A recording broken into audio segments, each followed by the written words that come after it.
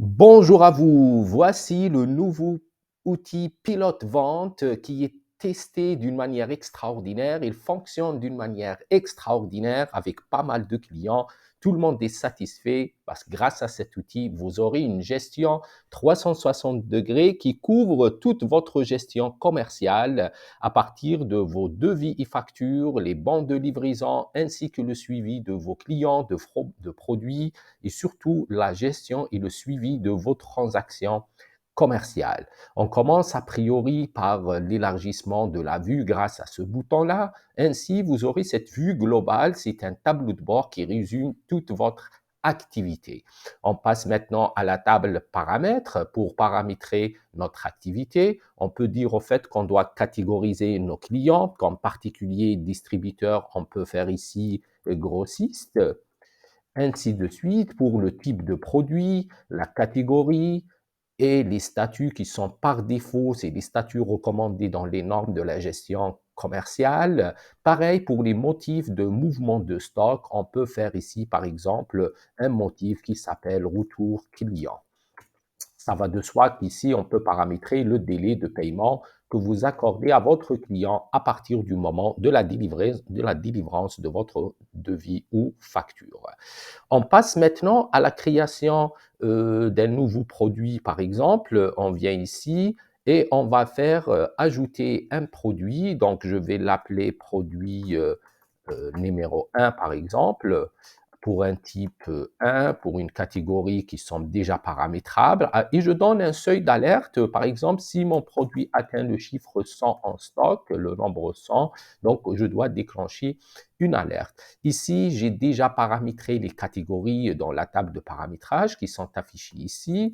Donc, je déclare uniquement mes prix de vente. Par exemple, ici 1000, le distributeur, je l'accorde à 750 par exemple, et ainsi de suite. Voilà. À partir de ce moment-là, je valide et mon produit, il est déjà créé dans cette feuille-là. Pareil, je peux ajouter d'autres produits. Maintenant, on va ajouter un nouveau client. Ajouter un nouveau client, on va l'appeler client numéro 1 par exemple, on va mettre son adresse, son numéro de registre commerce, le NIF par exemple. Rien n'empêche que vous pouvez ici changer cette appellation. On peut venir ici faire ôter la protection et on peut changer ça par exemple pour un SIRET, pour ceux qui travaillent avec SIRET. Quand je fais ajouter, je trouve ici que le nom change en fonction de votre déclaration. Donc, j'ajoute mon client, je déclare ces chiffres tranquillement.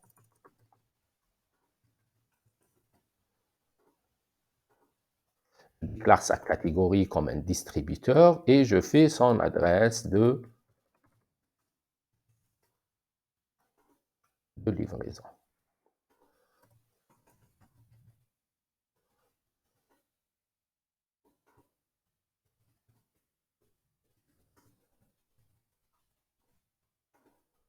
Voilà, je valide, le client, il est ajouté. À partir de ce moment-là, je peux déjà commencer à éditer une facture ou un devis. Je peux élargir la vue, comme vous voyez ici. J'ai ici cette case pour déclarer en fait la nomenclature de mes factures, par exemple 2024 pour AC, une activité commerciale, par exemple. Quand vous faites nouveau, on trouve ici 2024 AC, le fichier numéro 1, le dossier numéro 1. Pareil, je peux éliminer ce texte-là pour travailler uniquement avec l'année et le numéro. Maintenant, puisque nous sommes sur un nouveau devis, par exemple, je fais le plus pour ajouter un client. Je peux faire une recherche intelligente ici, hein, d'accord? Donc, je fais le client, il est là. Je peux changer sa catégorie si nécessaire depuis la facture ou le devis. Ici, je peux ajouter des lignes de cette manière et réduire les lignes de cette manière. Comme ça, je peux cerner mon devis. Je fais un double clic ici et j'ajoute mon produit. Le prix affiché, il prend en compte la catégorie du client. Le prix, il est très intelligent. Il s'affiche selon la catégorie du client. Supposons que ce client-là souhaite acheter 25 unités. À partir de ce moment-là, tout le devis s'applique naturellement et je lance le numéro de la commande. Par exemple, c'est la commande numéro 1 si vous avez une chronologie logique et je valide le devis en question. Donc le devis, une fois je l'ai enregistré ici, il va être systématiquement ajouté dans la table de suivi. Dans le statut, je dois faire un double clic pour déclarer que j'ai déjà proposé ici, comme vous voyez, un devis pour une telle somme d'argent.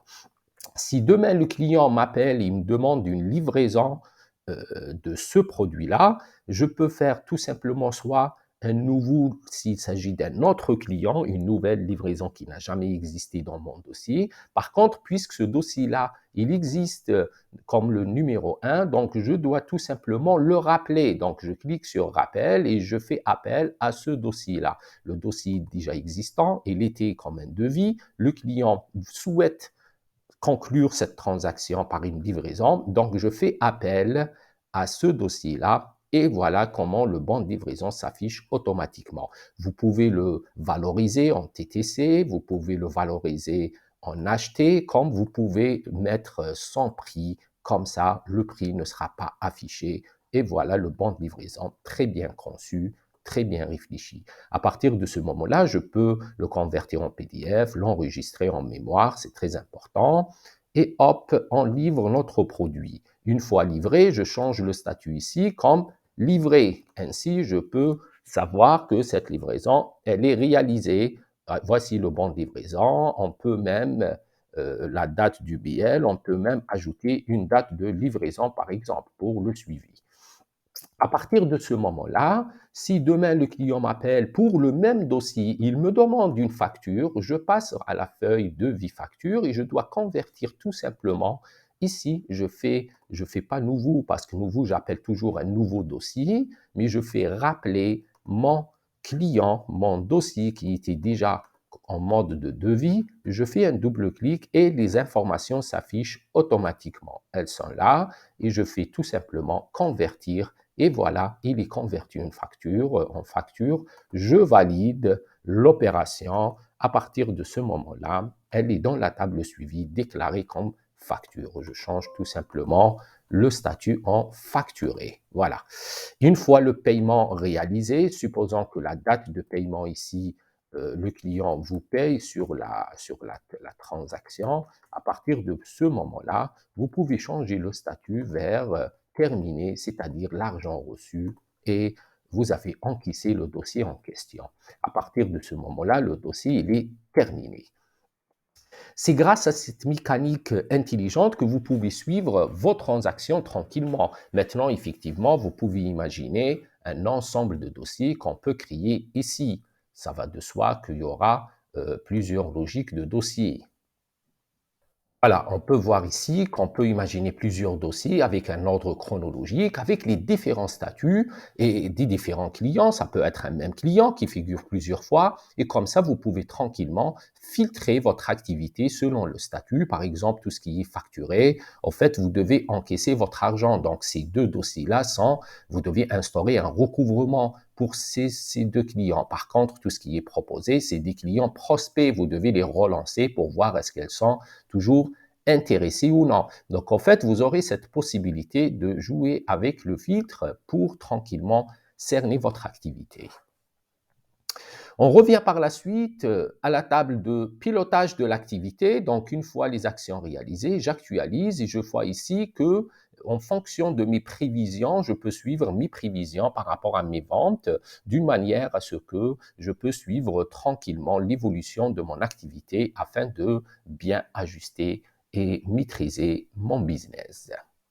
Le mouvement de stock, en fait, c'est une feuille pour tout simplement créer des mouvements du stock. Supposons pour toujours le produit numéro 1, supposons qu'il y a une sortie du stock pour un motif quiconque, qui peut être par exemple une vente extra-outil où j'ai vendu 50 unités, par exemple, comme ça peut être un retour client qui vient de me faire un retour par rapport à mon produit pour 5 unités. Je fais retour client. Ce qui est sûr, la bonne nouvelle, en fonction du mouvement par rapport à ce produit, qu'il soit en rentrée ou en sortie, dans la table produit, vous pouvez actualiser à tout moment et voir au fait votre stock actuel. Ici, on doit déclarer par exemple notre stock de démarrage qui était à 100 par exemple. Et voilà, on actualise. Je suis en alerte parce que je dispose uniquement 30 unités alors que mon seuil, il était à 100. Donc ici, je dois alimenter mon stock. Si je dois acheter ici, je fais un achat de ce produit-là, une rentrée pour motif achat pour une quantité de 100 par exemple. Maintenant, si le calcul est bon, je dispose 130, un stock en cours avec une alerte de 100 et la lampe verte s'allume. Voilà, on a fait le tour. J'espère que la vue du tableau de bord, elle est toujours utile là, par rapport à vos nombres de dossiers, de transactions, comme ça pour bien maîtriser votre activité. Je vous remercie.